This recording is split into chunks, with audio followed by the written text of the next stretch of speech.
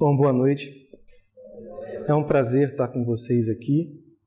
E vamos ver se eu consigo dar o prosseguimento que o Marlon sugeriu, que é tentar passar um ponto de vista do médico psiquiatra diante de um paciente com ideação suicida, né, dentro do consultório médico. Na realidade, não é com um paciente suicida dentro de um consultório médico. É a ideação suicida. A ideação suicida a gente vai ver ao longo da apresentação o que ela quer dizer, né? Como é que se percebe isso, né? A psiquiatria, ela é uma ciência médica, né? E tem como objetivo o alívio do sentimento, o alívio da emoção que a pessoa vem apresentando ao longo de poucos dias, meses, anos, e que às vezes se força a não ir no psiquiatra por uma questão íntima de não aceitação. É uma doença que realmente atrapalha muito a vida das pessoas. A psiquiatria, ela é uma ciência que, dentro do nosso ponto de vista espírita, ela é uma ciência incompleta. Por quê? Porque falta o ser principal. A psiquiatria, hoje em dia, a psiquiatria acadêmica, se assim eu posso me referir, ela visa mais as questões neurobiológicas, as funções cerebrais, das monoaminas, que são os hormônios cerebrais, de como eles estão, né, como a serotonina, a adrenalina, a dopamina. E os medicamentos vão tentando consertar isso da forma em que, reorganizando eles numa posição correta, onde tem que estar, os sintomas emocionais melhoram. E a gente vai comentar isso também aqui para frente. Bom, dentro desse ponto de vista, a gente vai dar um início mostrando que não necessariamente todos os pacientes que se apresentam num consultório médico ou que tentam o suicídio são pacientes psiquiátricos, né? Existe uma grande quantidade de pacientes que não são pacientes psiquiátricos. A gente pode saber o quanto, dentro do nosso ponto de vista espírita, o quanto a falta de fé causa, às vezes, a ideação suicida. A tristeza, a ansiedade com situações de vida não aceitas que acabam incomodando os nossos interesses, acaba tirando a gente da zona de conforto, e a gente vai tentar colocar mais aí para frente que elas vêm por causa disso mesmo, né? E a gente aqui interpreta de forma errada e quer continuar sendo o que sempre quis ser, e a vida continua insistindo em mudanças e a gente não consegue compreender esse apelo que a vida nos oferece. Interpreta como tragédia, interpreta como sofrimento, como doença, quando na verdade, se a gente tiver olhos de ver e ouvidos de ouvir, a gente entenderia isso muito mais como oportunidade. E a gente vai tentar chegar a essa conclusão ao longo da nossa apresentação aqui. Tem o orgulho ferido. Quanto do orgulho ferido é motivo, às vezes, de que se eu não recebo um aplauso, se eu só recebo não na vida, se ninguém me ouve, se eu não sirvo para ninguém, então eu não sirvo para nada. Esquecendo que nessa vida a gente não deve só ficar esperando receber, mas o quanto a gente também tem que dar, né? A gente às vezes entra num sofrimento, numa angústia, porque a vida ela não nos diz sim naquilo tudo que a gente quer, naquilo tudo que a gente sonha, naquilo tudo que a gente espera, como formas de vencer na vida, sem esquecer que uma das principais formas de vencer na vida é o que eu posso oferecer à vida também. Aonde você vive na vida, não vencendo na vida, mas vencendo a vida, certo? Tem o tédio, o quanto do tédio também causa isso. As moléstias consideradas incuráveis. Isso é tão comum, gente.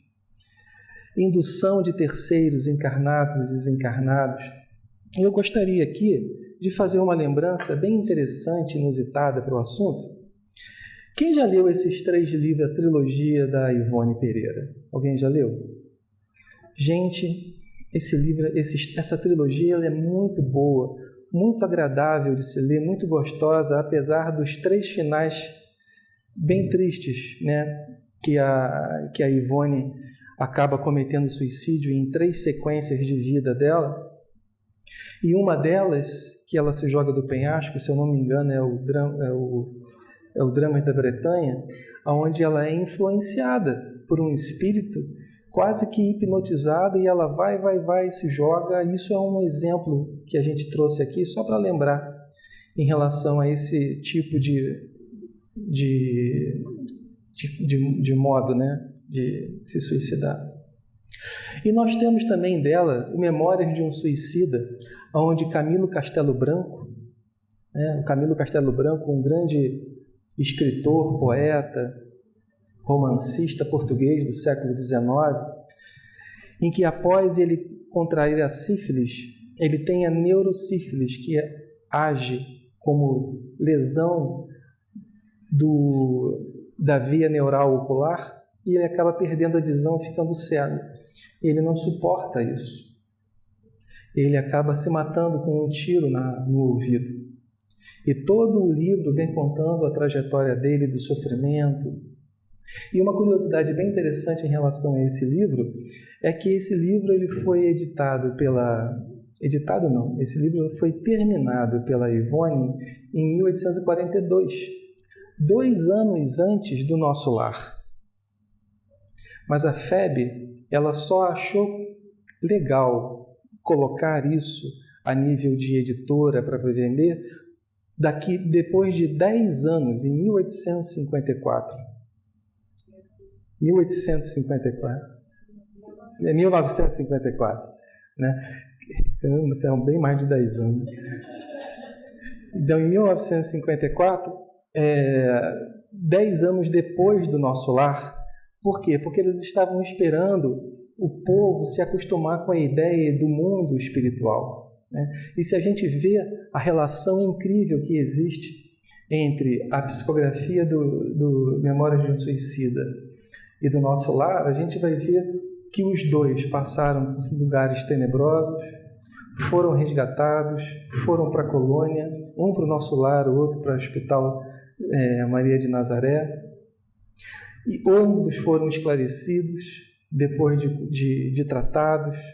Ambos participaram de reuniões e palestras na colônia, foram à terra fazer trabalhos, voltaram, para você ver o quanto a semelhança do livro Memórias de um Suicida, antes de André Luiz aparecer com o Nosso Lar, essa história já tinha sido contada, né, pela Ivone. Só uma nota de curiosidade. Bom, e nós temos as causas psiquiátricas, né, de transtorno mental que levam ao suicídio. A grande quantidade de pacientes dentro da abordagem psiquiátrica é a depressão e o transtorno bipolar, né? 35,8% ou até mais do que isso. Nós temos as drogas, nós temos a esquizofrenia principalmente como falta de adesão, aonde o delírio da pessoa esquizofrênica às vezes não acredita que precisa de remédio, ou o remédio que está sendo oferecido é a família que está querendo envenenar, e por aí vai. Muito difícil a abordagem de um paciente psiquiátrico e às vezes há a necessidade da sua internação em um hospital próprio psiquiátrico. E quando não, até usar a camisa de contenção, não como uma forma de castigo, mas como uma forma de proteção dele mesmo e para as pessoas que estão ao seu redor. Porque dependendo do que ele estiver delirando, do que ele estiver imaginando, ele pode se tornar uma pessoa agressiva para ele, para o outro e até tentativa de suicídio, né? Então a camisa de contenção dentro de um hospital psiquiátrico é para proteger o paciente dele mesmo, né? E a falta do medicamento, que às vezes ele não toma. Mas como assim? Ele não toma? Ele está dentro do hospital e não toma? Não, mas é uma coisa muito curiosa. Dentro do hospital psiquiátrico, a enfermagem já está já está bem esperta em relação às tripulias que esses pacientes podem fazer. Eles dão os remédios, pegam aquele palitinho de abaixar a língua de sorvete, né? Bota, engoliu, abre a boca, levanta a língua, vai na bochecha, vai atrás do lábio, em cima do lábio, vê se está escondido por ali. Não, que bom, engoliu. Pronto, pode ir. Gente, muitos pacientes, depois de ter engolido, vai no banheiro e força o vômito.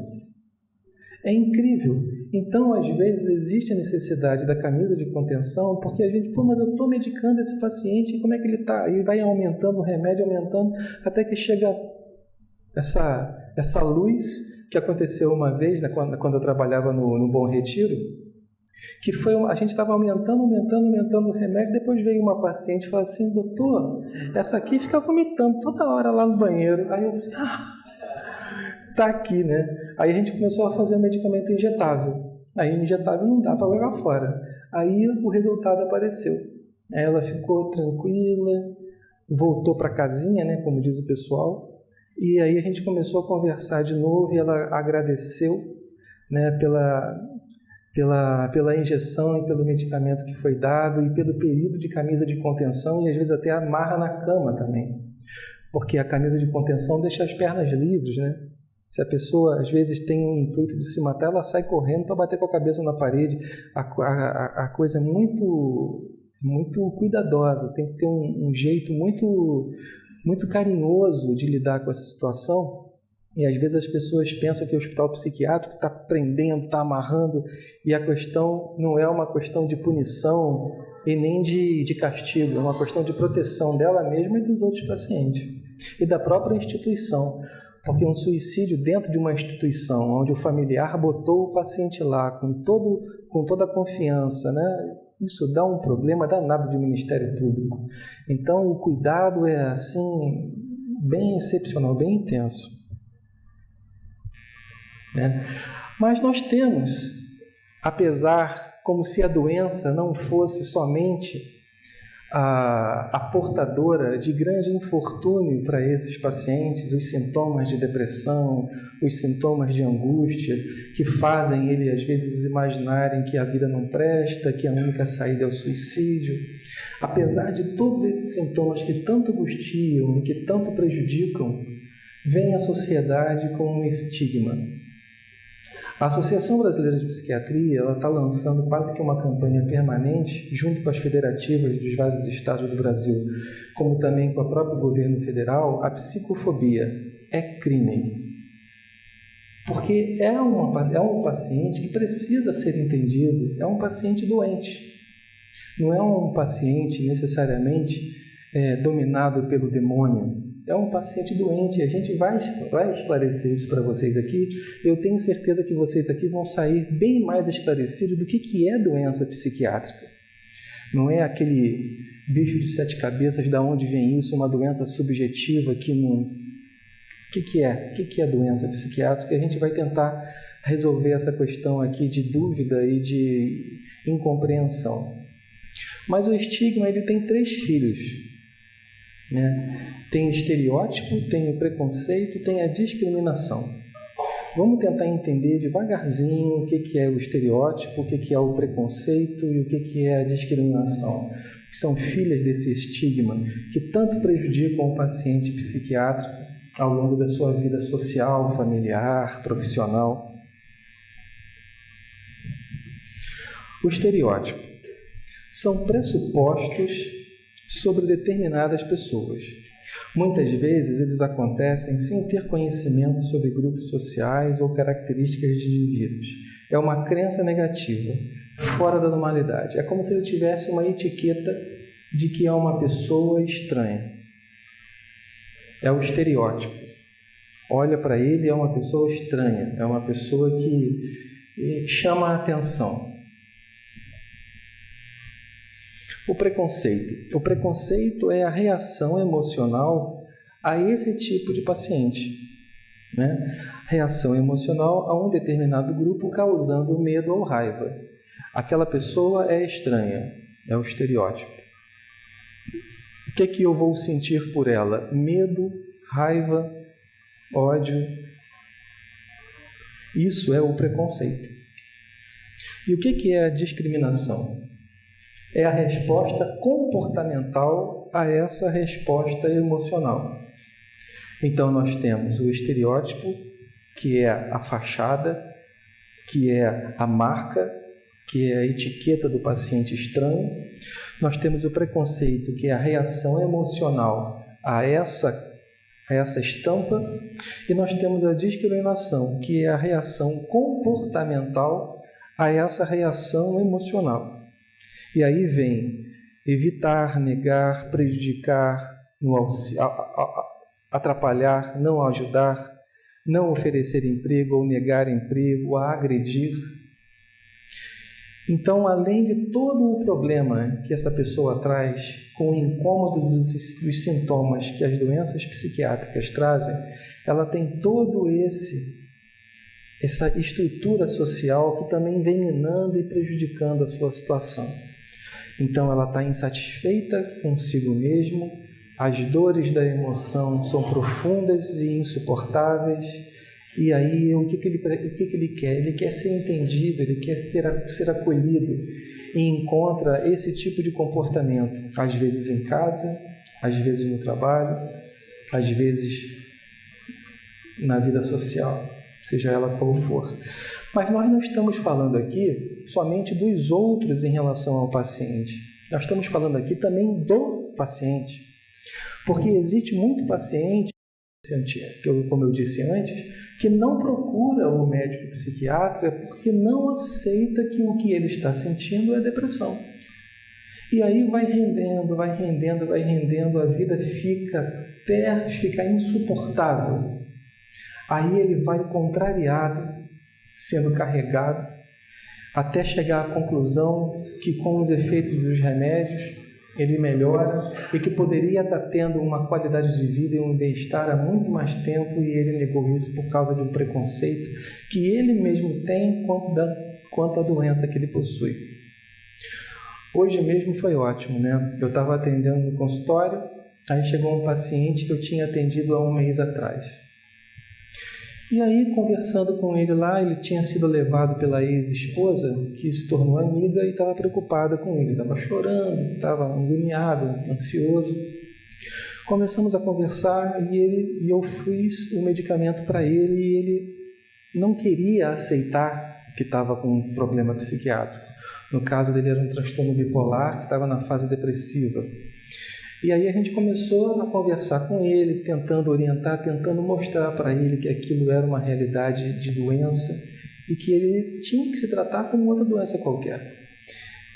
E aí ele foi meio contrariado, meio que não querendo entender muito bem a coisa, mas aceitou a tomar o remédio. E hoje ele apareceu lá. Aí eu fui chamá-lo na sala de espera e ele entra com aquela cara emburrada, com aquela cara triste. Eu cá comigo, nossa, ele não melhorou nada. Vamos ver o que aconteceu. Aí ele sentou na minha frente, aí eu comecei, e aí, meu irmão, como é que tá? Como é que você está se respondendo ao tratamento? Aí ele, eu estou bem melhor. Eu fiquei assim, né? O choro melhorou, aquela ansiedade, aquela falta de ânimo que eu tinha para levantar da cama, melhorou e agora eu estou até indo para o trabalho. Mas vem cá, por que você está assim? É porque o seu remédio me convenceu que eu estava realmente com um problema. Para vocês verem, né? Para vocês verem, ele ficou triste porque ele melhorou. O remédio mostrou para ele que ele realmente estava com problema psiquiátrico. Então a gente tem que tomar assim, ver que isso aqui que a gente está estudando aqui, ele envolve tanto a população que o próprio paciente se vê nessa situação e às vezes atrasa o tratamento, fazendo com que ele tenha uma situação tão pior lá na frente que poderia ser controlada, ele acaba cometendo suicídio. Às vezes por um orgulho de não querer aceitar que tem essa doença. E eu fico até pensando, puxa vida, ele chegou aqui às vezes tão humilde com a depressão e eu vou tratar ele para o orgulho aparecer. Porque acontece, né? Eu tenho até uma pessoa na minha família que ela é muito orgulhosa e cai em depressão. Quando cai em depressão, me procura. Eu passo o remédio, ela melhora, e quando melhora foi coincidência. Eu estava passando por uma situação que justifica a tristeza que eu estava. Aí paro de tomar o remédio. Aí daqui a pouco cai de novo, vai lá, me procura, eu dou o remédio de novo, aí ela melhora, aí fala assim, realmente eu não estava bem por causa daquilo, aquilo outro, foi por isso que eu parei de novo. Ela fala assim, o que está por trás da doença, né, a personalidade da pessoa por trás da doença, no caso dele, era o orgulho. Ele melhorava, o orgulho aparecia de novo. E não é às vezes por isso que a vida nos proporciona doenças, às vezes incuráveis. O quanto às vezes uma saúde física vai só nos prejudicar, né? Se a gente se manter com saúde sem saber aproveitar a saúde para fins nobres. A gente está na Terra para crescer, a gente está na Terra para evoluir, e a saúde, por incrível que pareça, pode ser um grande prejuízo se a gente não souber usá-la de forma correta. E às vezes a gente precisa do remédio doença, do remédio dor, para fazer com que a gente freie a direção que a gente está tomando. Né? Da mesma forma que a pessoa que vai presa, ela não vai presa, pelo menos não deveria ser, como forma de castigo. A pessoa presa, ela está diminuindo o grau de comprometimento de como se ela estivesse fora. Ela estaria matando mais um, matando mais um, matando mais um, e a prisão faz com que ela fique tolhida desse ato, prejudicando ela cada vez mais se ela não tiver sido presa. Mas presa, ela vai ser protegida dos débitos que ela vai aumentar cada vez mais. Então é mais ou menos isso. Às vezes a própria doença, ela é a camisa de contenção biológica que a vida nos oferece para que a gente possa ficar de uma forma menos endividada, para que a gente possa vencer e passar pela vida de uma forma mais saudável, apesar de doente, né? Porque a doença, na realidade, às vezes é o remédio do espírito, e a saúde física, às vezes, é o prejuízo que o espírito tem, por incrível que pareça, né? Se a gente for pensar nesse raciocínio que a gente está tendo aqui, o quanto eu vou ter sabedoria moral para levar essa saúde que eu tenho, isso é importante, porque senão daqui a pouco vai vir uma doença aí tentando te desviar do caminho errado que você estava tomando. Nesses estudos aí eu estava vendo assim, só en passant, né, esse autor aí austríaco, ele tem uma frase bem interessante, né? A característica desses infelizes é que eles não somente têm uma saúde inferiorizada, eles também sofrem de uma doença inferiorizada. É uma doença que prejudica não só pela doença que tem, mas pelo todo o arcabouço de preconceito que ela traz, prejudicando cada vez mais. Eu coloquei isso aí só como curiosidade, que isso aí é uma noção mundial, né? E nós temos a doença psiquiátrica chamada loucura. Essa loucura aí é um termo muito pejorativo, né? A gente evita de chamar a pessoa de louca. A gente evita, porque seria a mesma coisa de hoje a gente chamar um paciente com câncer de leproso. Você é um leproso. É uma palavra que tem uma carga milenar muito forte, né? E o louco, ele tem uma carga secular, se não milenar também, que ele era considerado um endemoniado. E a gente está vendo aqui agora, e a gente vai começar a perceber aqui, que a doença psiquiátrica é uma doença física. Não é nada mais, nada menos, porque ela está no rol de doenças tratadas por médico.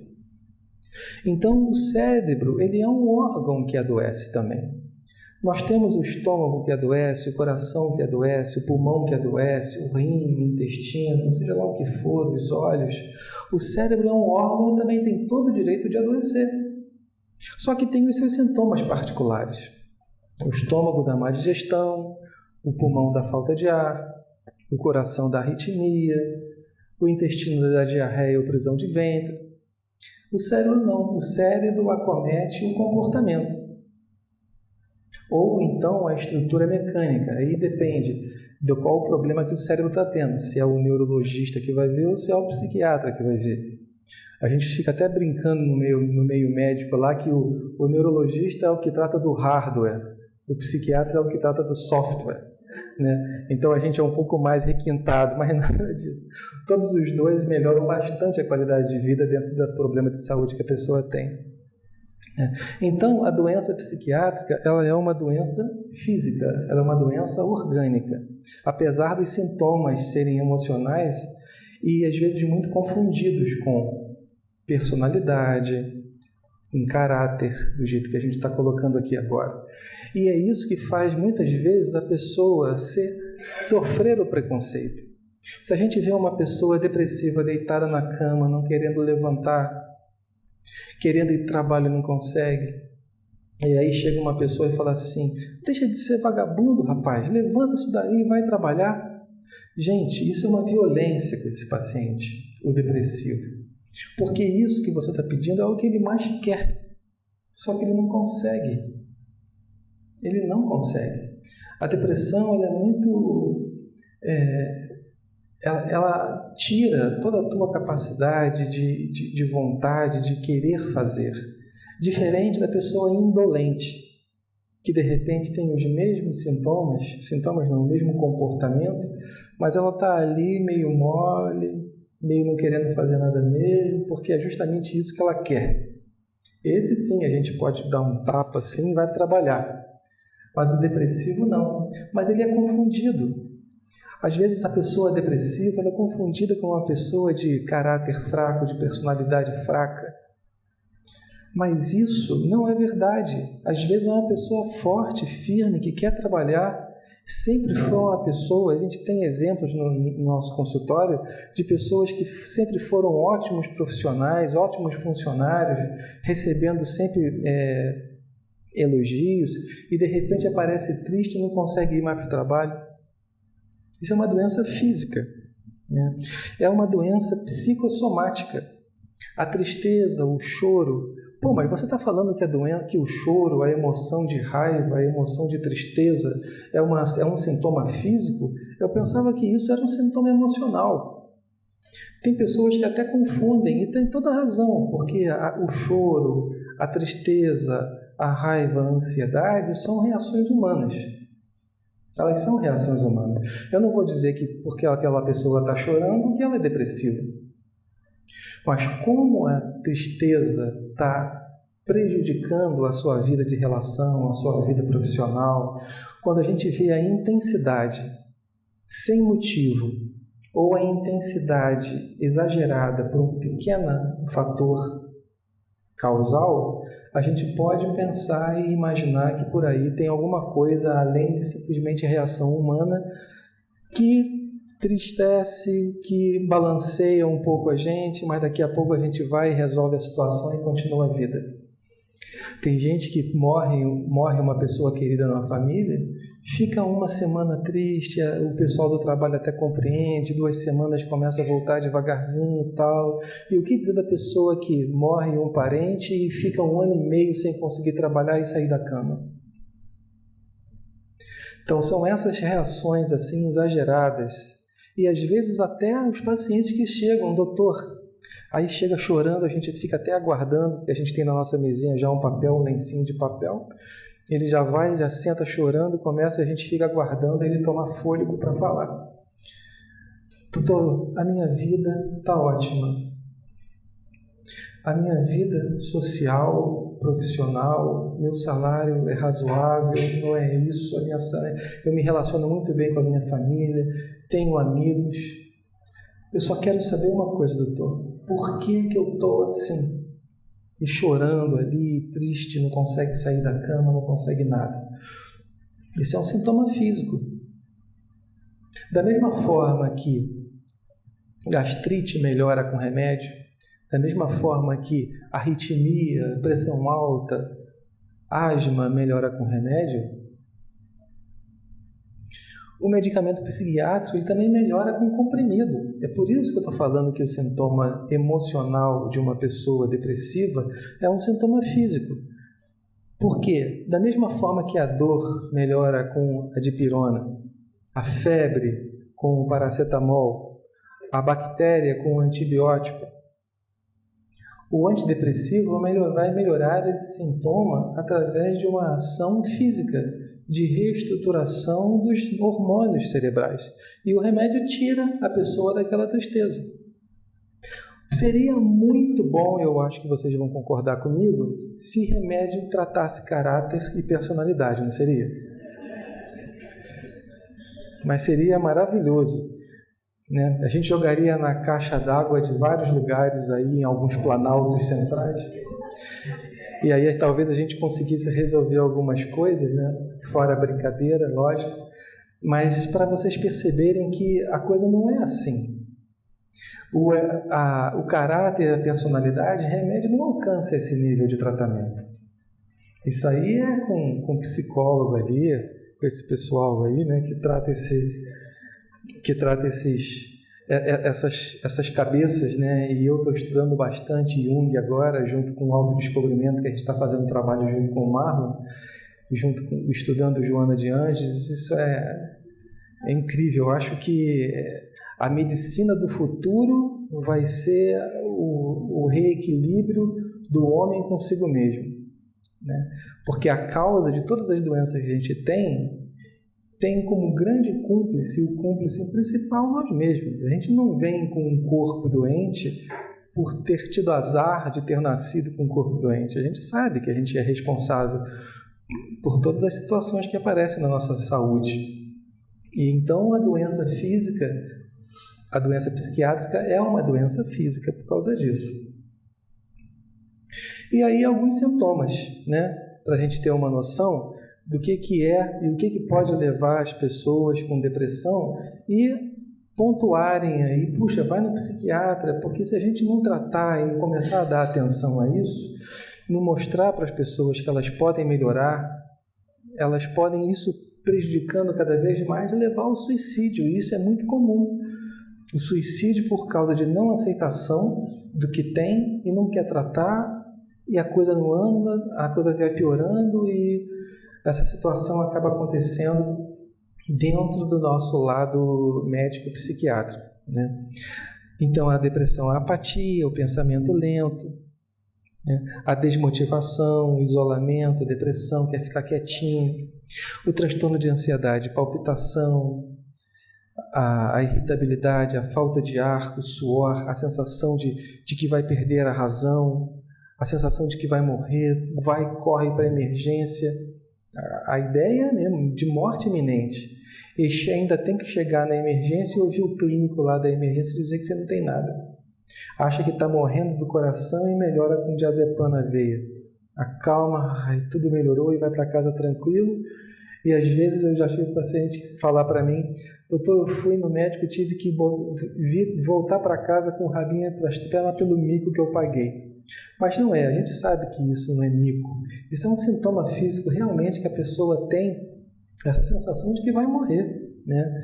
E o transtorno bipolar é principalmente a alteração do humor. E existe aí uma grande quantidade de suicídios no transtorno bipolar, porque enquanto a depressão ela tem um humor estável e cai numa depressão, e se mantém, e a pessoa fica triste, chateada, obviamente, por isso. O bipolar, ele vai lá em cima numa euforia, numa felicidade tremenda, numa irritabilidade muito grande, e fica algum momento assim, ou vários meses, ou dias, ou horas, e cai numa depressão profunda. E o contraste que existe entre uma pessoa depressiva que cai numa depressão e uma pessoa que está se sentindo super-homem e Mulher Maravilha e cai numa depressão profunda, o contraste que existe no bipolar, ele é muito grande e faz com que a pessoa não suporte a tristeza que é. Então, existe uma grande quantidade de suicídios ou ideação suicida em paciente depressivo, na fase depressiva do transtorno bipolar. A esquizofrenia, né, é um quadro clínico que se manifesta, a pessoa fica isolada, retraimento social, inafetividade, o afeto, a pessoa fica congelada, não para, não faz nada, né? Tem delírios, acha que está sendo perseguida por extraterrestres que estão escutando seus pensamentos, e os delírios dela não adianta bater de frente. Não adianta, você tem que saber lidar com isso para poder resolver a situação dele. É igual um paciente que eu tive uma certa vez, que a família trouxe achando que ele estava querendo, que a família estava querendo matá-lo, envenenando a comida dele. Aí levaram ele lá. Aí a gente vai, conversa, a família, doutor, já colocamos para ele que a gente não está querendo fazer isso, ele não acredita, ele nem vai acreditar. Aí eu falei o seguinte, vocês saem daqui, que eu vou conversar com ele um instantinho. Aí a família saiu e eu sentado com ele falei assim, olha só, eu tenho uma forma para te proteger. É porque você tem que entrar no delírio da pessoa para ela poder entender e te entender e você conseguir fazer o que você quer que ela faça. Eu tenho aqui um antídoto. Eu não sei se é verdade ou mentira o que você está falando. Isso é coisa sua. Mas se alguém quiser te envenenar, eu vou te dar um comprimido aqui que eu tenho, que ele é um antídoto. Aí, é mesmo, doutor? É. Isso aqui, e aí você entra, aí você já está falando a linguagem dele. Né? Aí ele, então se você começar a tomar isso aqui, mas tem que tomar certinho para o antídoto permanecer fazendo efeito. Você para de tomar agora, amanhã o pessoal dá o veneno para você, então tá. Aí foi tomando, aceitou a tomar, eu chamei a família, aí eu expliquei para a família, depois de ter conversado com ele, né, uma saída ali, e aí a família foi embora. No mês seguinte ele volta com a cara assim meio envergonhada, cabisbaixo, junto com a família, assim, poxa, doutor, se eu só não fizesse aquilo, não sei o que eu estaria, né? Porque quando começa a tomar o remédio, aceita tomar o remédio faz o efeito, a sensatez volta para o lugar, né? E ele começa a compreender o ridículo que estava, né? Puxa vida, né? Então tem que tomar o remédio, aí você tem que arranjar um jeito de entrar, né, no delírio dele para tentar auxiliá-lo da melhor forma possível. E aqui os livros falam várias perguntas que você pode fazer para os pacientes para tentar entender e perceber uma ideação suicida aí meio escamoteada no papo dele.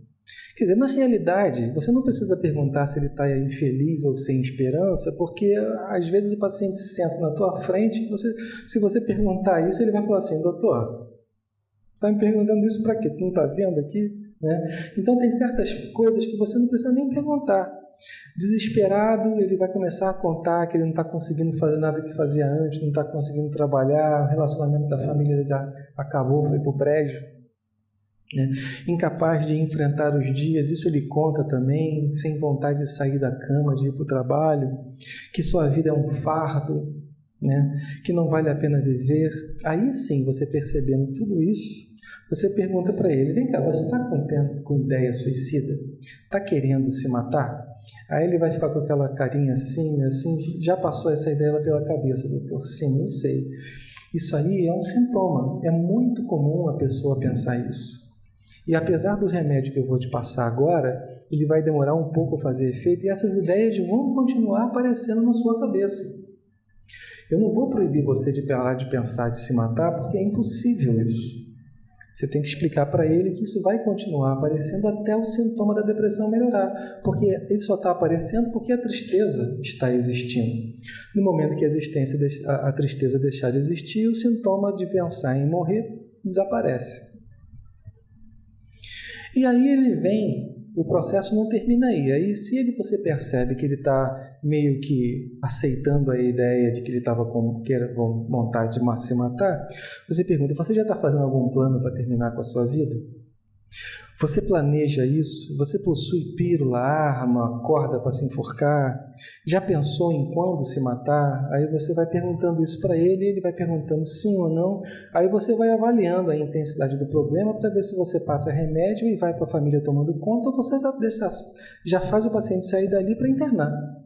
Isso é a avaliação no dia a dia que você percebe. Mas uma pergunta importantíssima quando você tem um paciente assim no teu consultório na sua frente é você perguntar para ele isso aqui.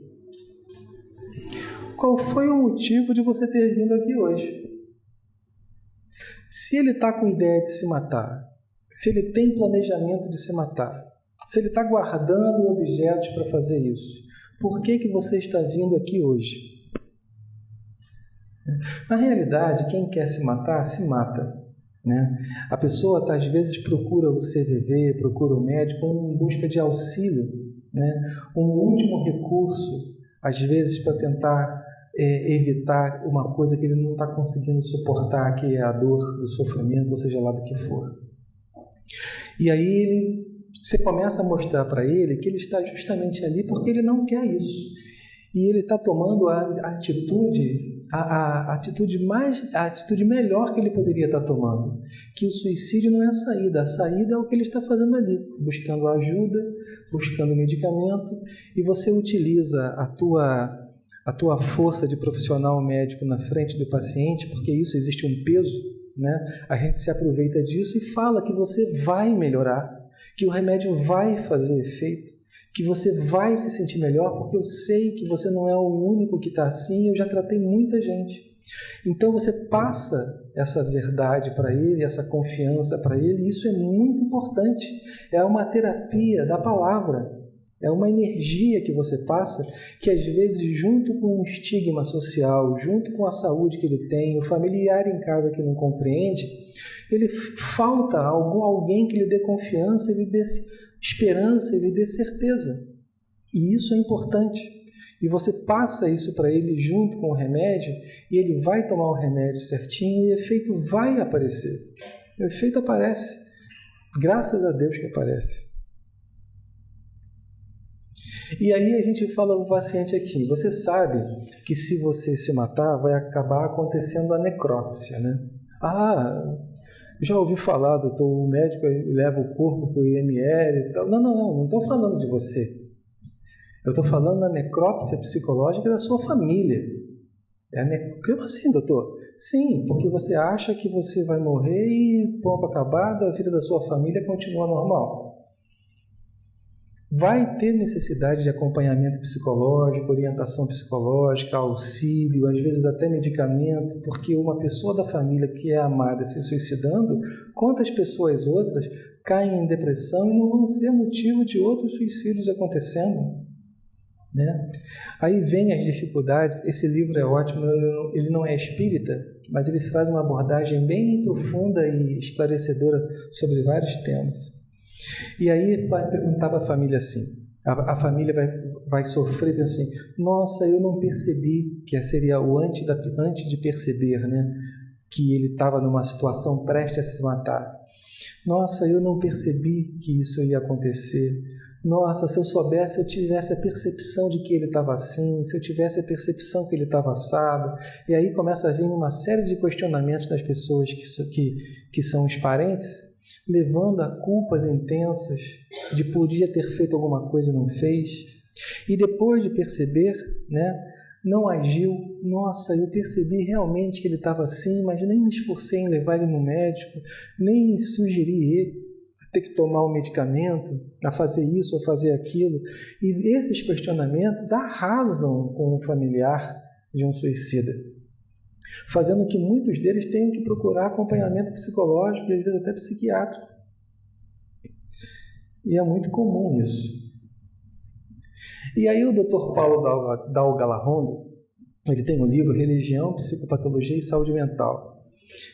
Ele estava fazendo um estudo, e o do Instituto Gallup, uma pesquisa, em 1996, nos deu. 96% das pessoas acreditam em Deus. 90% das pessoas rezavam, 69% membros de uma igreja, 43% tinham ido em algum tempo religioso nos últimos 7 dias, 88% das pessoas eram religiosas, espiritualistas, 83% sentem Deus como importante em suas vidas, 7% só, isso não é importante. Na Austrália, Nova Zelândia, Canadá, países poucos religiosos, 77% a 87% pertencem a uma religião. Na Alemanha, que é considerado o país pouco religioso, no continente menos religioso do mundo, 56% da pessoa, mais da metade, acredita em Deus, 50% acreditam numa vida após a morte. No Brasil, 98% a 99% acredita em Deus e 92% possui uma religião. Gente, religião adianta? Porque se a gente for fazer aquela conta doida que o Marlon costuma fazer aqui todo dia que inicia a nossa reunião aqui, quantos suicidas já aconteceram? Quantos desses milhares estão aqui dentro desse percentual de que acreditam em Deus e que possuem uma religião? Quantos são espíritas, católicos, protestantes, sei lá o quê? O que falta é religião? O que falta? O que falta? Religiosidade, né? Espiritualidade é uma coisa que é de sentimento, é de experiência íntima. E não simplesmente cumprir um programa de levar a Bíblia, o livro dos Espíritos, o Evangelho, a Torá, ou seja lá o que for, debaixo do braço e achar que você está salvo porque está estudando, está aprendendo. Uma reunião de evangelização, ela não evangeliza. Ela te dá conteúdo e aponta caminho. O que evangeliza? É o esforço, né? É superação, é autoconhecimento, de saber aonde está o erro em mim para que eu possa melhorar. As pessoas geralmente tentam se afastar das dificuldades, tentam afastar as catástrofes, sem perceber e sem fazer a pergunta de por que aquilo está sendo dificuldade e sofrimento para mim. Fazer a grande pergunta, o que é que falta em mim para que aquela situação deixe de ser dificuldade? Porque não necessariamente aquela situação é dificuldade para outro. O problema não está necessariamente na situação, o problema está em quem reage à situação. Então, se eu tenho uma tristeza, uma angústia, uma profunda melancolia diante de uma situação que aconteceu comigo, profissional, social, familiar, seja lá o que for, tem pessoas que se dão muito melhor do que outras. O que falta para mim não sofrer tanto assim? Aí a gente vai começar a procurar. Às vezes falta paciência, às vezes falta fé, às vezes falta compreensão do outro, às vezes falta desprendimento de si mesmo para dar atenção ao outro. E aí a gente começa a perceber que a vida ela não é tão ruim assim. Quem está ruim somos nós que não interpretamos ela direito. Não é verdade?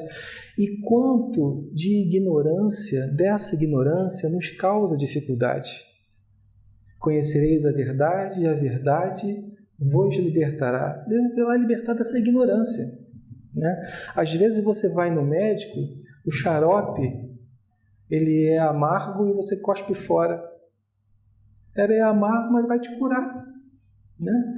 Então a gente tem que entender que as dificuldades elas vêm para mexer conosco e mudar parâmetros de conduta, de pensamento, de direcionamento. Muito mais como se Deus fosse um brincalhão que gostasse de fazer a gente sofrer. Como se uma mãe bota um filho de castigo pelo prazer de ver o filho sofrer. É isso? Óbvio que não. Às vezes o tolimento dele fazer o que gostaria de fazer é o que vai fazer ele pensar. Né? Hoje em dia não é nem mais a palavra de castigo, né? Vai ficar no banquinho refletindo, né? Banquinho de reflexão, né?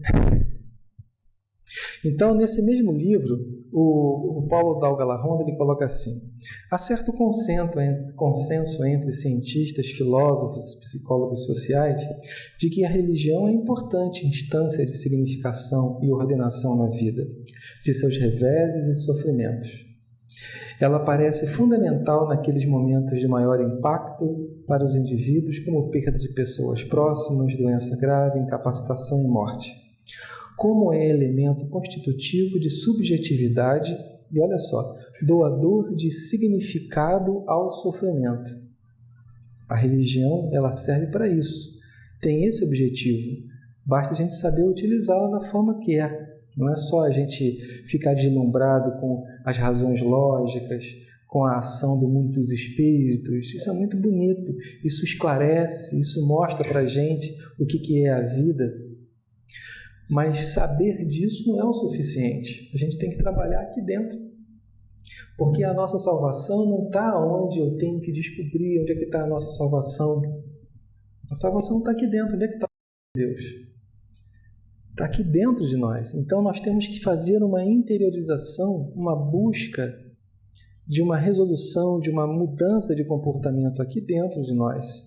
Quando você percebe que está melhor, você reage diferente ao mundo lá fora.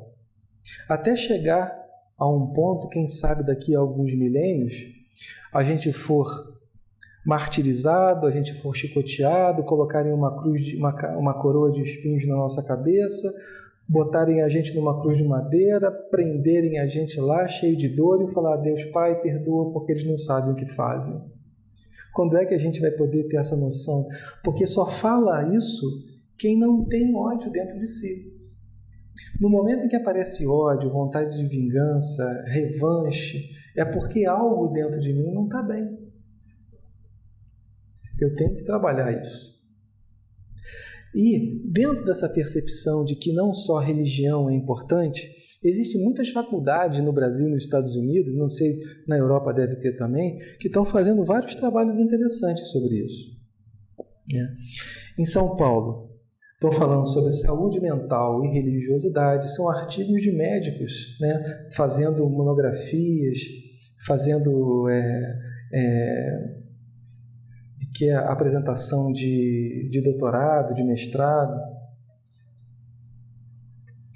Espiritualidade, religiosidade e psicoterapia. Isso aí eu acho que é na faculdade nos Estados Unidos. Religião, transtornos mentais em pacientes internados em um hospital universitário. A busca dessa compreensão está acontecendo. Relação entre o bem-estar espiritual e transtornos psiquiátricos menores, um estudo transversal. Religião, espiritualidade e transtornos psicóticos. Personalidade, religiosidade e espiritualidade. Religião, espiritualidade e psiquiatria, uma nova era na atenção à saúde mental. Quer dizer, trabalhos estão acontecendo e a ciência médica já está começando a perceber que é um fator fundamental você agregar a religião dentro do consultório médico, dentro da saúde, porque a gente sabe que a compreensão da vida vai fazer com que a gente compreenda a vida. Mas quando a gente compreende a vida, a gente começa a perceber o que ela significa, o que significa a dor, o que significa o sofrimento, o que significa tudo que a gente menospreza, que a gente odeia, que a gente taxa como horrível, vai começar a perceber que são oportunidades de crescimento. Outro dado interessante também, em São Paulo, não existe só o CDV, existe o GASA, que é o Grupo de Apoio aos Sobreviventes do Suicídio Anônimo, que são os familiares dos suicidas. Mostrar ao paciente que existe isso.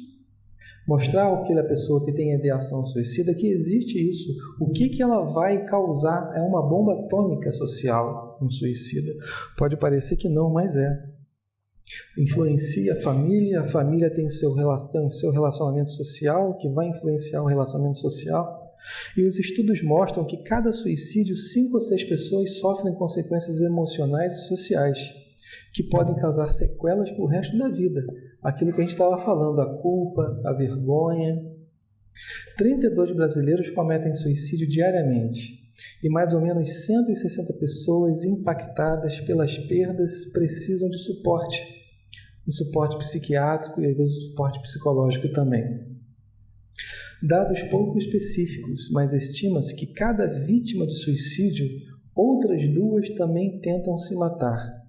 Então, se tem 32 brasileiros diariamente, são 60 brasileiros diariamente numa situação de tentativa de suicídio dentro de uma família onde teve um suicídio. Então, é uma coisa grave. A consequência de um suicídio na família, na sociedade, ela tem uma repercussão importante. Mostrar isso para o paciente, que às vezes o paciente, eu estou sendo um peso para minha família, eles vão ficar tão felizes quando eu for embora e não ter mais aquela preocupação que tinham antes comigo. Eu atrapalhava eles, eles tinham que ficar comigo, não iam trabalhar, não iam passear, tinham que me levar no médico todo dia. Olha só que peso, que tragédia que eu sou na vida dessa pessoa. E aí ele se mata, mas não sabe que aquilo ali era feito por amor, né? Se não tivesse amor, nada daquilo estaria sendo feito por ele. Então ele precisa perceber que isso acontece. E acontece com o profissional também. Porque o profissional, ele, principalmente o novo, ele vai achando que o médico tem que curar. O médico não cura nada.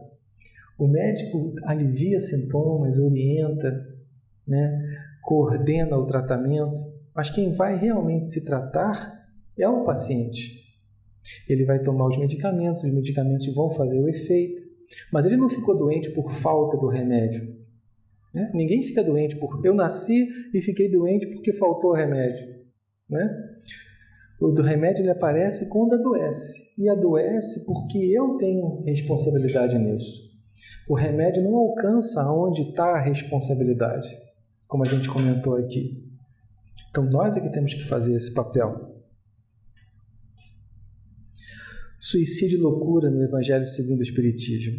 A calma e a resignação auridas da maneira de considerar a vida terrestre e da confiança no futuro dão ao espírito uma serenidade que é o melhor preservativo contra a loucura e o suicídio. Então, quando você compreende as situações com calma e com resignação, você não cai, às vezes, na depressão.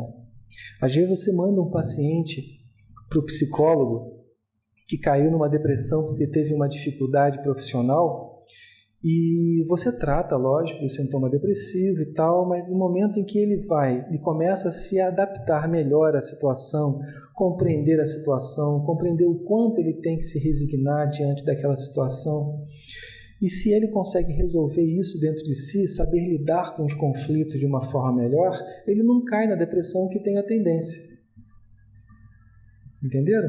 Então ele se melhora a sua relação com a vida e não toma um remédio porque ele não mais ficou depressivo e triste, porque ele sabe lidar melhor com aquela situação. O bem e o mal sofrer, né? Isso é importante também. Bem-aventurados os aflitos, o reino dos céus lhes pertence. Não se referia aos que sofrem, porque todos nós sofremos, mas como nós sofremos é que é o importante, né? O desânimo ele é uma falta, porque a doença ela vem para nos fazer movimentar, não é para nos prejudicar mais ainda. Da mesma forma que o castigo que o pai e a mãe nos coloca, não é para nos prejudicar, é para nos fazer pensar. O mal e o remédio. Em vários tópicos que eu peguei, só para ir ilustrando o que a gente está conversando. Até quando vossos olhos se deterão nos horizontes da morte limitada? Né? Quer dizer, se a gente compreende a vida, o que ela é, a gente vai saber lidar melhor com as situações da vida. Quando afinal nossa alma se dirá a lançar-se para além dos limites do túmulo, houvesse de chorar e sofrer a vida inteira, que seria isso a par da eterna glória reservada ao que tenha sofrido a prova com fé, amor e resignação. Buscai as consolações para os vossos males no porvir. Então, é a mesma coisa, você vai para um colégio, deixa de brincar, deixa de sair, deixa de se divertir, porque sabe que tem que estudar, porque isso vai ser importante para você. Felicidade não é deste mundo, né? Neste mundo, por mais que faça, cada um tem a sua parte de labor e de miséria, sua cota de sofrimento, de decepções, de onde facilmente se chega à conclusão de que a Terra é um lugar de provas e expiações. Nós estamos num planeta de provas e expiações. Se nós estamos num planeta de provas e expiações, nós temos que ter o quê? Provas e expiações. A gente não pode se queixar porque está tendo isso. Agora, se a gente compreende isso e sabe que elas estão ali, não é por castigar, não é por fazer a gente sofrer, né? Porque Deus não tem essa palavra castigo e prazer de fazer sofrer no dicionário. Tudo que vem de Deus é obra de amor e de esperança, de justiça. Se a dor está acontecendo contigo, existe um fim nobre, um fim divino naquela situação que está acontecendo.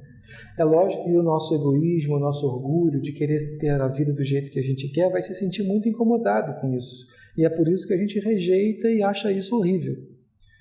Mas só acha horrível porque a gente não está fazendo o trabalho de ser humilde, compreender e largar esse orgulho e egoísmo. Porque enquanto ele tiver, a gente vai ver tudo que tira a gente da nossa zona de conforto como uma coisa absurda e ruim para a gente.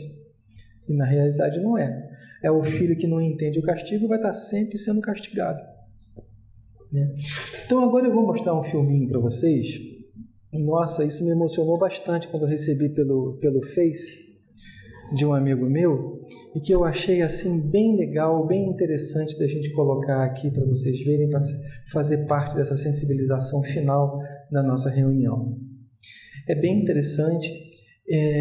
Não sei se vocês conhecem a música Smile, com a letra do Charlie Chaplin. Vocês conhecem? É uma música deliciosa de se ouvir, a letra é uma coisa linda também, tem tudo a ver com tudo isso que a gente está conversando aqui.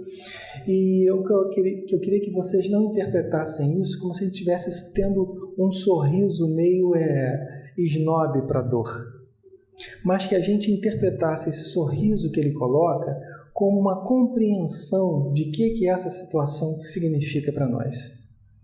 Então vamos dar uma olhadinha e vamos nos emocionar.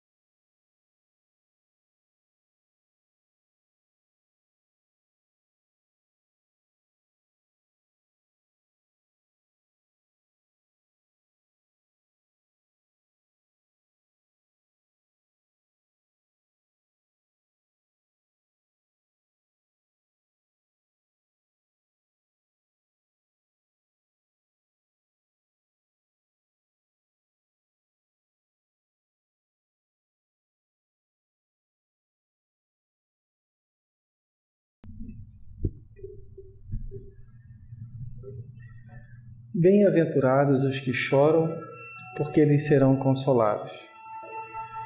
Bem-aventurados os mansos, porque eles herdarão a terra. Bem-aventurados os que têm fome e sede de justiça, porque eles serão fartos. para finalizar essa sensibilização, passar uma mensagem para vocês, que a vida, ela é como se fosse uma escola. A Terra é como se fosse uma escola. Na escola a gente adentra no nosso início letivo, veste um uniforme e lá dentro a gente estuda. Tem professores bons, outros ruins, nos dão provas, trabalhos que não são necessariamente ofertas para nos fazer sofrer, apesar de nos deixar bem ansioso, mas que vão fazer a gente crescer, a gente se desprendendo das diversões, das brincadeiras e nos proporcionando a responsabilidade do estudo, a gente vai conseguir ser um bom profissional. E a Terra, ela é uma escola.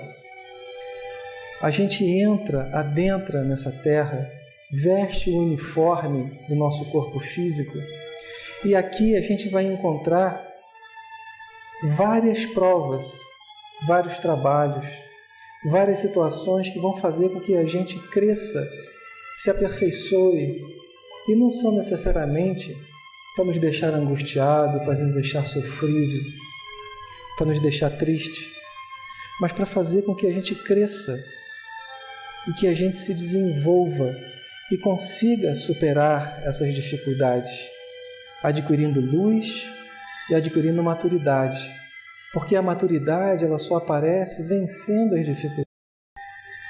Ninguém tem maturidade e cresce emocionalmente sem superar as dores. E aí no final, a gente não vai estar esperando que alguém nos ofereça um diploma, porque o diploma ele vai estar estampado a nível de luz no nosso coração. E quem vai nos estar esperando, abraçando pelo diploma, como na criança e no adulto, a gente recebe os pais nos agradecendo, a gente vai receber o abraço desse aí, nos esperando pelo trabalho bem feito, por ter suportado a vida de uma forma digna, de uma forma honesta, de uma forma ética, de uma forma moral. Compreendendo a vida, a gente chega lá, feliz e saudável do corpo e da alma. Muito obrigado pela atenção de vocês, eu agradeço ao Marlon, depois vai ver aqui a palestra, pela oportunidade de estar aqui orientando vocês, acredito em muita coisa que vocês não sabiam. Muito obrigado e boa noite para vocês.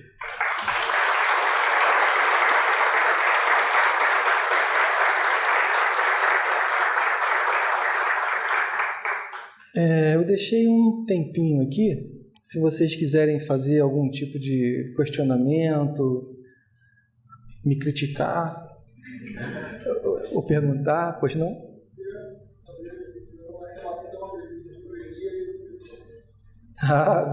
Olha só. Ele está perguntando se existe alguma relação entre esquizofrenia e obsessão. Na realidade, saber a fronteira da doença mental e do que é de origem obsessiva é muito difícil, né? A gente pode saber e ter certeza que se a pessoa vem com um grau de comprometimento de saúde mental a ponto de ter uma desestrutura cerebral, a ponto de se tornar uma pessoa esquizofrênica, ela pode ter situações no passado graves que proporcionaram ela nessa vida a vir assim. E ninguém tem, às vezes, uma situação tão grave no passado onde ela somente tenha sido a que sofreu. Às vezes, numa situação difícil que a gente fez sofrer várias pessoas e tornamos vários espíritos inimigos por causa disso, a gente vem numa vida seguinte com um problema físico, no caso no cérebro, no caso da esquizofrenia, tendo a porta aberta para as nossas vítimas, que na realidade não são os monstros na realidade foi nós, né? A gente às vezes tem uma noção muito equivocada da obsessão, achando que os espíritos que obsediam é que são os maus da história. Na realidade, às vezes, eles são as nossas vítimas, eles estão vindo cobrar com as próprias mãos. Sabemos que isso é errado, que eles estão se equivocando, vão sair muito mais prejudicados do que imaginam, mas a resposta é mais ou menos essa. Existe sim, né, a influência que só mais prejudica ainda. E eu tenho exemplos na minha agenda de paciente, em que eu tinha um paciente que estava sofrendo tanto, gente. Ele era um esquizofrênico, ele estava totalmente assim, fora de relacionamento social, familiar. Tinha uma filhinha linda que vinha com a esposa, e a esposa ali toda atabalhoada, cheia de bolsa por causa da filhinha, pegando ônibus com um marido que estava totalmente isolado do mundo. E aí a gente coloca muitos pacientes, né, no livro da reunião mediúnica na nossa casa, quando a gente vê que a coisa que a gente sente, que a coisa vai muito mais além de que uma simples alteração metabólica. E foi surpreendente esse caso e outros também que eu já tive, que 3 meses depois do medicamento, aumentando o remédio e tal, e nada dando certo, eu coloquei o nome dele e graças a Deus a gente não trabalha sozinho, né? Ele começou, não fiz mudanças medicamentosas, porque ele já estava tomando tanta coisa que se eu aumentasse mais eu poderia prejudicá-lo. Já estava tomando a mesma coisa durante muito tempo e a gente mantendo aquela observação dele. E de repente ele entra no consultório, eu costumo dar bom dia, boa tarde para as pessoas que entram, e ele chegou assim, no consultório e falou assim: bom dia, doutor. Opa, né? Alguma coisa aconteceu aí. E aí ele começou a conversar comigo, né? Eu acho incrível que só no mês que eu coloquei o nome dele no livro, na reunião mediúnica, ele melhorou. Tive um outro caso também bem interessante de um paciente meu que tem tendência pedófila, né? Ele tinha uns 30 e poucos anos de idade, ele sempre teve tendência a ser pedófilo. Ele via uma criança e ficava bem perturbado por causa disso. E ele casou e estava tendo esses sentimentos com o próprio filho. Nossa, ele estava arrasado. Como é que eu posso sentir isso pelo meu filho? Eu pego meu filho, fico excitado.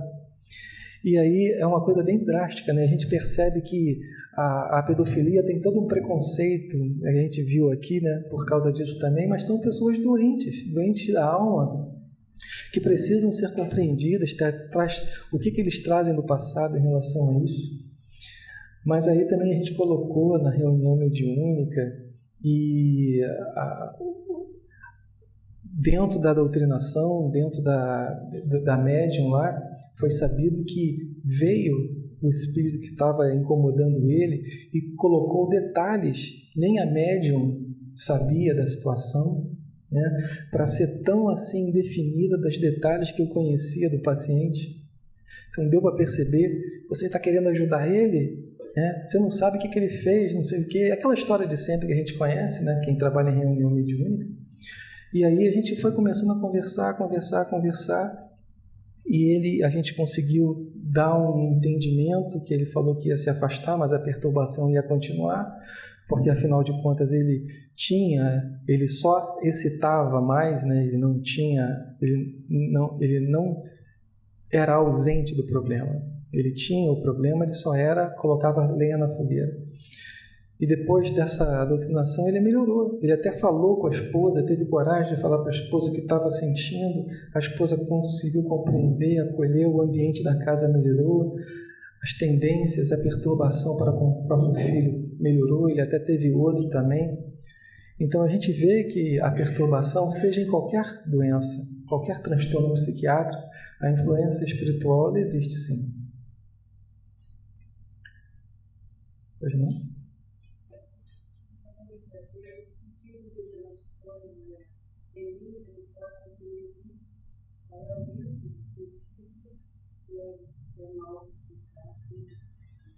A doença dos corpos de Levy é uma doença degenerativa do cérebro. né? Tem demência vascular, tem demência de Alzheimer, tem a demência do corpo de Levy. Isso vai depender da intensidade do problema que a pessoa tem, né? A intensidade do problema, a intensidade... porque é uma pessoa que ela perde a noção do contato, perde a noção do que é sensato, do que não é. Tanto que a loucura, ela tem um certo abrandamento na espiritualidade, quando o louco, vamos dizer assim, não gosto muito dessa palavra, mas é o que está no capítulo 5 do Evangelho, a gente entende por causa disso.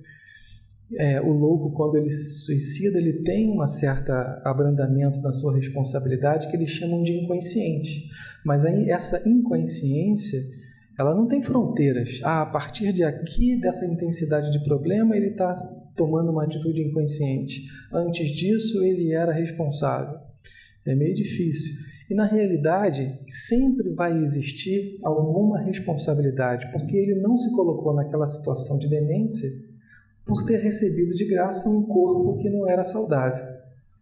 Então, como ele tem a cumplicidade na doença que aparece no início da vida, no meio da vida, no final da vida, ele tem a responsabilidade de ter tido aquilo. E dependendo da intensidade, ele pode criar problemas para ele, como suicídio, criar problemas para a família e por aí vai. Mas pode sim.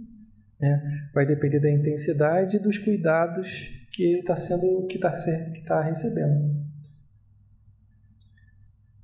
Mas são os medicamentos que foram colocados de forma disso.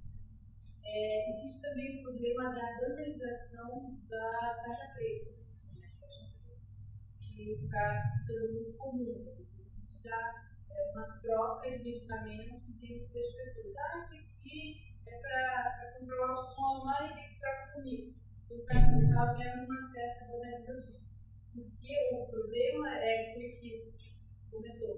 O remédio não vai mudar o caráter. O tarja preta, ele não foi, e é até bom, ela está colocando a banalização dos remédios de tarja preta, que são os benzodiazepínicos, os indutores de sono.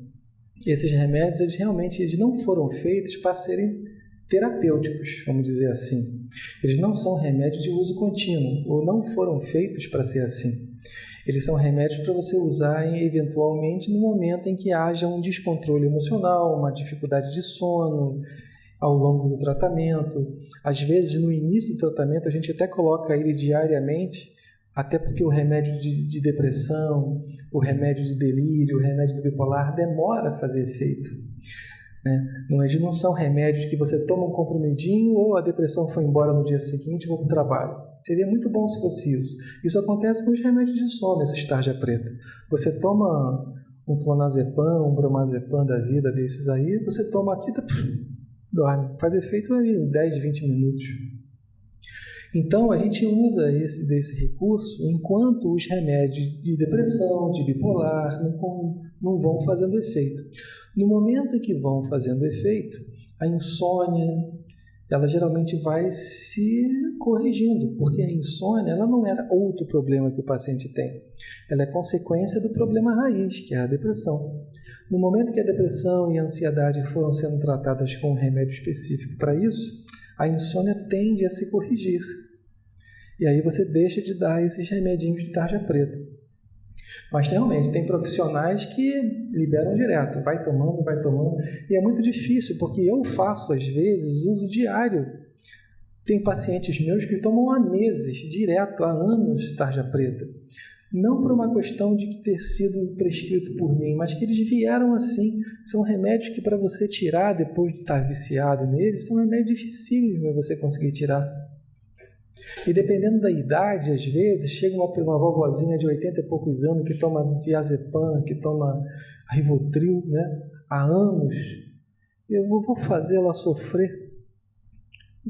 Fica com seu remedinho à noite, vai dormir, vai ter um final de vida com uma qualidade de vida melhor. Porque se a gente tentar tirar, ela vai sofrer horrores. O que às vezes numa idade mais jovem a gente pode fazer. A pessoa é mais compreensiva, tem mais força de vontade, e aí a gente vai conseguindo fazer isso com mais facilidade. Mas é a realidade, tem uma banalização muito grande. Tem muito médico clínico, cardiologista, que às vezes não tem a mesma experiência que um psiquiatra tem nessas drogas, mas sabe que acalma e sai prescrevendo direto. Isso é muito comum. E a própria Conselho Federal de Medicina fica em cima disso. No ambiente de trabalho, às vezes a gente tem casos de pessoas que têm depressão e às vezes tem casos que a pessoa ela usa a depressão como uma justificativa para trabalhar, nunca conseguiu diferenciar. É difícil, né? É difícil. Eu até brinco com as pessoas que tem muito paciente, às vezes, que vem no consultório pedir atestado de saúde mental porque passou num concurso público, que passou nisso, passou naquilo. Né? E aí chega na nossa frente, caiu de paraquedas na nossa frente, a gente tem que atestar e carimbar com a nossa responsabilidade, falar que ele é perfeito. Que responsabilidade, né? O cara apareceu ali, a gente até brinca, né? De casos assim, a gente tende a mandar para um psiquiatra perito. Né? Por quê? Porque não tem a formação de perito psiquiatra pericial, né? É uma especialização isso. Né? Você vê nos congressos, reuniões de médicos, peritos, psiquiatras para avaliar se um assassinato foi feito por uma questão de loucura ou se foi voluntário mesmo, para ver se vai para manicômio ou para prisão mesmo. Então tem uma função disso. Então a gente acaba brincando, falando que o perito ele começa a consulta duvidando e o psiquiatra clínico começa a consulta acreditando. Né? Então é difícil, né, de você avaliar isso. Tem toda uma estrutura técnica, né, para você entender o que é, se a pessoa está assim ou está assada. Geralmente a gente chama familiar, a gente chama outras pessoas para contribuir com a avaliação da situação de saúde mental da pessoa, né?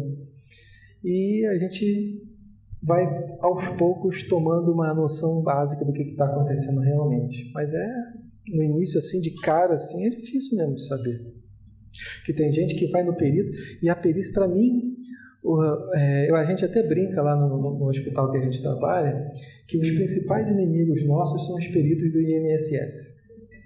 Que, pelo amor de Deus, para esse pessoal liberar alguma liberação de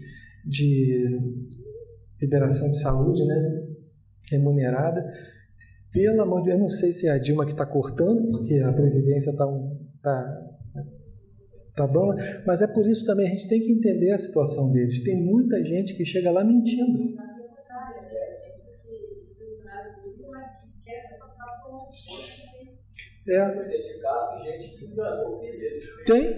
Tem, mas é por isso que é difícil, né? Até porque hoje em dia a gente manda um paciente nosso psiquiátrico do INSS, quem vai atender lá é um ortopedista. Né? Nossa senhora, a gente fica com dificuldade, né, para a gente ver. Nossa, doutor, eu cheguei lá falando que eu tenho depressão, ele pediu para levantar o braço, levantar a perna, estou movimentando bem, mas falou para trabalhar. Né? Eu não sei até que ponto isso é verdade para o paciente, né? Porque o paciente às vezes não conta tudo, mas é realmente dificultoso, né, a gente poder mandar para um perícia para colaborar com a gente, porque ele precisa ficar afastado do ambiente de trabalho, porque às vezes o ambiente de trabalho é perturbador, é a causa da doença da pessoa. Eu tenho pacientes meus que pararam de tratar comigo, pararam de tomar remédio porque foram demitidos. Assim, ai meu Deus, que bom. Agora eu estou preocupado que eu vou ter que arranjar outro emprego, mas só de saber que eu não vou voltar para aquele antro, né? E eu parei de dar remédio para ele, ele equilibrou. Né? Às vezes a gente tem que falar assim mesmo, até que ponto a gente tem que chegar para o paciente e falar assim, até que ponto você quer tomar remédio para continuar no insuportável ou você prefere sair do insuportável para deixar de tomar remédio? Ah, doutor, mas eu tenho tanto tempo de trabalho, eu vou perder dinheiro pedindo demissão. Gente, mas a tua saúde, olha como é que ela está ficando. Você bota na balança, não estou pedindo para você fazer isso, mas bota na balança até que ponto o dinheiro que você perderia pedindo a demissão é o dinheiro que você está pagando para a tua qualidade de vida. Porque qualidade de vida é fundamental, né? Isso vai depender, é lógico, da situação econômica da pessoa, por isso que eu só sugiro, não peço para fazer nada.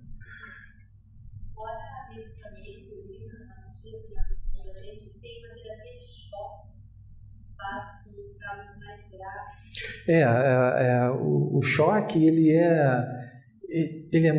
sofre muito preconceito, né? Porque no passado realmente era quase que uma situação, que é o termo que eu posso usar? Oi? Não é tática, não. Oi? Tortura. Era quase que uma tortura, porque o paciente chegava lá, ficava na cadeira e dava um choque no cara. Isso alivia e melhora mesmo? Melhora a depressão profunda de difícil tratamento, melhora a ideação suicida, às vezes é o único recurso. Às vezes, numa paciente grávida que você não pode dar remédio, que quer se matar, o único recurso é o eletrochoque. Só que não o eletrochoque da forma que a gente via no passado, que era o paciente ali, ficava tremendo. Não, o eletrochoque hoje em dia, ele é feito em São Paulo, nas grandes universidades, né, em tratamentos de nome, de respeito, onde o paciente é levado para um centro cirúrgico. Ele é entubado, ele é anestesiado, ele sofre o choque sem perceber que teve o choque. Porque o ato do choque no cérebro é como se fosse um reset. Você sabe o que é reset? É mais ou menos isso. Bota no lugar tudo lá e realmente acontece e melhora mesmo. A depressão profunda, as ideações suicidas sem resposta com medicamento. Isso acontece. Oi? Pode. Com o tempo, dependendo de vários eletrochoques, pode afetar sim. Não é uma prática comum, não. É uma prática específica, é como se fosse o último recurso numa situação de tratamento difícil. Já foi mais comum, né? Hoje em dia, o Conselho Federal de Medicina, ele tem um certo receio em relação a isso. Algumas clínicas é que fazem isso de uma forma bem ética, bem amorosa dessa forma com os pacientes, né? Não é do jeito que era antigamente, mas não é comum. Mas é um recurso que salva vidas, sim.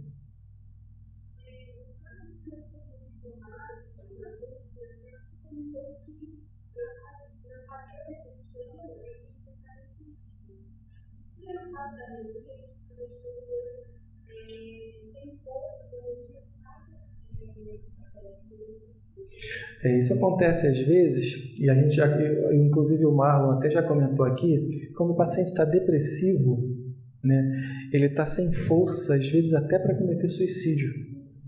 Falta ânimo para tudo, até para se matar, mesmo querendo, para você ver o que a depressão pode levar. E no momento em que você dá o remédio, o ânimo dá uma melhorada, o cansaço dá uma melhorada, mas a tristeza ainda não. Então, às vezes, a melhora do ânimo pode ser o instrumento que ele precisava para poder cometer o que ele estava querendo. E aí é por isso, às vezes, que a gente dá o benzodiazepínico, tarja preta junto, para dar uma acalmada nele e não fazer com que a tristeza seja tão intensa assim até o remédio fazer o efeito. Mas na mania, às vezes não. Na mania, às vezes, ele se torna agressivo, às vezes se torna irritado, às vezes se torna muito feliz, alegre, falante e enche a família de falar e não parar.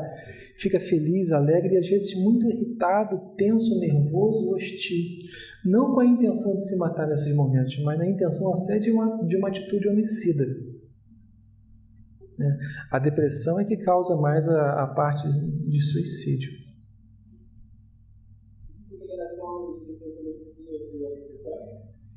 Assim, a epilepsia dizer assim, está desregulado, né? Algumas regiões do cérebro, onde o equilíbrio normal do funcionamento metabólico de determinada região que trata movimento físico, movimento muscular, ele cria esses momentos, às vezes, de diante de um conflito, diante de uma ansiedade, diante de uma situação própria que a pessoa não é capaz de suportar, cria uma ansiedade e faz mesmo isso. Agora, às vezes isso pode ser causa de obsessiva? Pode ser. Pode ser repercussões do passado que ele trouxe essa lesão cerebral causando isso. Pode ser os dois? Também pode, né?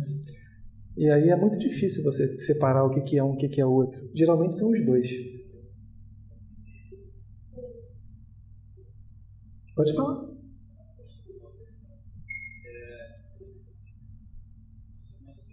Uma série de situações de desequilíbrio que levam a existe uma parcela de suicidas que não estão dentro desses dificuldades sem desequilíbrio mental pode ter suicídio. Parcela seria Foi naquele gráfico que eu coloquei aqui, né? Eu coloquei várias dos meus primeiros slides, né? A pessoa com falta de fé, com orgulho. Isso não necessariamente é uma pessoa que tem doença mental. É uma pessoa, um empresário. Um empresário que está crescendo porque na realidade está desviando dinheiro e roubou. E de repente ele é descoberto. Não tem problema psiquiátrico nenhum, tem problema de personalidade, caráter, aquilo que a gente estava comentando aqui. E no momento da dificuldade, ele é descoberto, ele não suporta ser descoberto, a família saber, os filhos saberem, ele vai e se mata. Né? É muita fragilidade moral, de caráter, e não necessariamente um transtorno de doença cerebral psiquiátrico. Mas tem vários casos assim.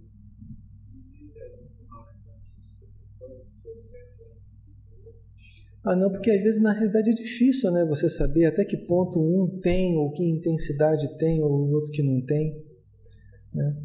Às vezes a gente perde a noção de estatística, quantos existem de suicidas, simplesmente pelo fato, às vezes, de você ver um acidente de trânsito e fala que foi uma morte por acidente de trânsito. Na realidade, quem é que vai saber se o cara, querendo se matar, jogou o carro em algum lugar? Ninguém vai saber disso. Então, os índices eles são aqueles que a gente tem certeza, mas muita coisa vem por fora aí sem saber que poderia estar aumentando os índices de percentual de morte por suicídio ou não, né? Muita gente gosta de mal súbito pelo volante, né? Será que é suicídio também? Isso aí é difícil de avaliar, né? Tem muita gente que morre essa morte súbita, às vezes é infarto fulminante, né? Que não necessariamente é suicídio, né? Ela vai saber, né? Ele pode ser assim, final de depressão, a pessoa sai da realidade dela, começa a ter esses delírios. Pode ser proveniente de uma depressão ou um quadro esquizofrênico. O surto psicótico ele não é sintoma da esquizofrenia. O surto psicótico ele pode dar em qualquer transtorno psiquiátrico. E até sem transtorno psiquiátrico, só o surto psicótico. Às vezes o trauma que a pessoa tem é tão grande. Por exemplo, eu conheci uma senhora que perdeu o filho e nunca teve problema psiquiátrico nenhum e ela começou a arrumar a casinha do filho e se vestir com as roupas do filho. Ficou um mês assim, teve que tomar remédio, depois melhorou, tomou durante um tempo, depois não teve mais.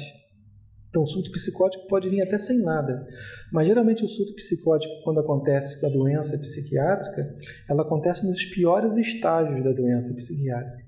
É uma depressão muito profunda, é um transtorno bipolar bem intenso, onde os delírios vão tão alto que ele não está só se sentindo bem, ele acredita que é Jesus, acredita que é sei lá quem, e a gente vê essas brincadeiras de que hoje em dia não existe mais tanto isso, mas dentro dos hospitais psiquiátricos do passado, a gente via aquelas brincadeiras do paciente psiquiátrico como Napoleão, né? E dependendo do que ele passa pela cabeça dele, ele vai direto. E a esquizofrenia também tem delírio, depressão, bipolar, ou nada disso, só o delírio.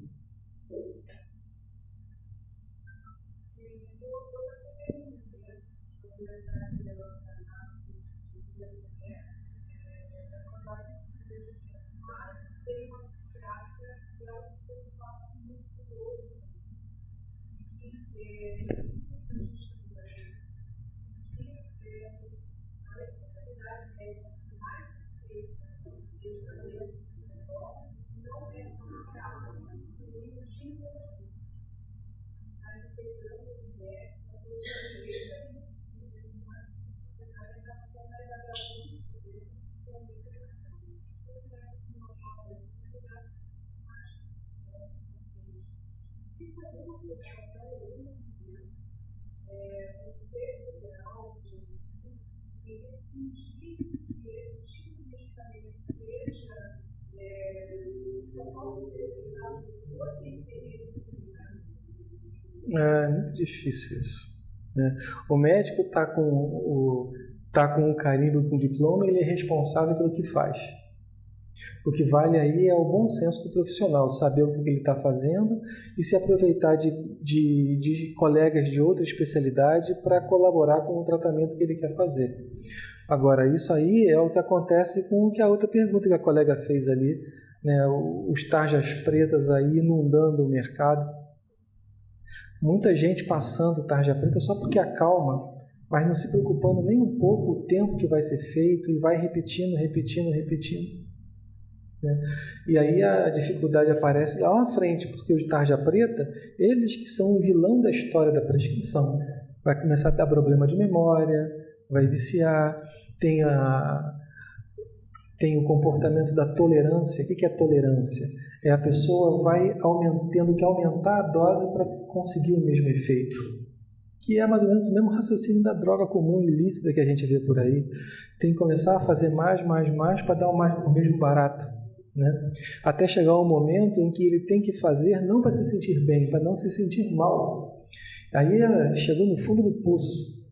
Ele toma a droga para evitar o mal-estar. Não tem nenhum bem-estar na história aí acontecendo. Aí a coisa é feia. Mas existe isso, a responsabilidade do profissional. Ele recebe o direito de medicar, ele pode medicar qualquer coisa, pode fazer qualquer coisa, mas tem que responder por isso. Se essa qualquer coisa der errado. Essa linha de discussão, quero lembrar que você chamou a essência médica com o objetivo de alívio do sofrimento, dos sintomas emocionais. E você também lembrou que muitas vezes a saúde física trabalha prejudicando o desenvolvimento espiritual do sujeito, a evolução. Então a gente pode pensar que talvez a psiquiatria pode, nessa perspectiva de medicalização do sofrimento, não ajudar o indivíduo. E aí aquela reflexão que também você começou fazendo sobre a psiquiatria ser uma ciência dominantemente materialista. Então, dá para fazer uma reflexão aí sobre... O que você falou tem uma lógica até doutrinária, né? Que às vezes o sofrimento é importante para o espírito, só que isso não faz parte da nossa vontade de descobrir até que ponto o sofrimento é importante para ele ter ou não. Senão daqui a pouco a gente vai falar assim, o sofrimento é bom para o espírito dele, então vou dar mais uma prejudicadazinha para ele evoluir mais rápido. A ideia não é essa. Se o paciente vem sofrendo, a gente tenta colaborar, porque é até a função do médico isso, né? A gente tem... sobre a questão da medicalização mesmo, né? Talvez o excesso. A gente sempre tenta colaborar. Agora, quem vai bem utilizar ou mal utilizar o bem-estar que a gente vai oferecer é o que Jesus fazia, né? As pessoas chegavam a Jesus ali e ele curava o físico. Ele não curava a alma de ninguém. Longe disso, né? Ninguém consegue curar a alma de ninguém, a não ser a própria pessoa. Então, ele falava, curava, vai e não peques mais. Seria a mesma coisa que se eu fosse um alcoólatra, estava com meu fígado lá arrebentado, cheio de cirrose, Chegava Jesus para mim ali e me curava. E eu, feliz da vida, ia comemorar bebendo com os meus amigos. A gente tem que ter um bom senso, né? O benefício que a gente recebe e o que a gente vai fazer com esse benefício. Ou engrena uma saúde, ou então proporciona mais uma fileira de doenças acontecendo na nossa vida. Eu acho que tá bom, né, gente? A gente poder... Já tem pessoas já desistindo de ouvir minha voz aqui, né? E vamos, então, fazer a nossa prece final, a nossa irradiação. As pessoas botaram os nomezinhos dos amigos que desencarnaram por suicídio ou dos conhecidos por suicídio, lembrando a Ivone Pereira, que ela sabia do passado dela e ela sempre orava para nomes de suicida que apareciam na mídia, no jornal. Ela tinha um livrinho e ela recebia muito consolo daqueles pacientes que tinham sido beneficiados com a prece dela. E a gente pode até colocar assim, se me permitem a palavra, colocar como se fosse a patrona dessa minha reunião, se eu posso me definir assim, né, pelo carinho que ela tinha a esses pacientes e pelo cuidado que ela tinha e o amor também. Então vamos agradecer a Jesus esse momento que aqui estamos, onde aqui podemos receber a orientação, receber o esclarecimento sobre vários assuntos referentes à doença mental, ao suicídio. Mas que, Senhor, não façamos disso só aquisição de conhecimento, aquisição de compreensão somente. Que possamos levar isso no coração e auxiliarmos, orarmos e colaborarmos com aquelas pessoas que sofrem, não prejudicando mais com o preconceito, com o estigma, com a discriminação tão abominável e que só traz mais prejuízo para o que sofre, mas também para aquele que se comporta assim, porque perde a oportunidade de crescer ajudando. Senhor, irradia uma faísca do seu amor para aquelas pessoas que se perderam através do suicídio e que se encontram num ambiente de sofrimento, de dor, incapazes de sair do risco de qualidade de uma vida melhor em que se meteram. Que a tua paz os sustente, que a tua paz consiga abrir o seu coração para fazer com seu auxílio os alcance, aliviando com amor, com compreensão, com aconchego, com acolhimento. Que a tua paz os ilumine a todos, os ilumine também, Senhor, porque não sabemos até que ponto a vida pode nos trazer as situações que ultrapassem a nossa capacidade, às vezes, de suportar, mesmo sabendo que temos condições para isso. Fica conosco, Senhor, que possamos permanecer nessa estrada de estudar o Teu Evangelho e se transformar. Que assim seja e nos acompanhe para os nossos lares.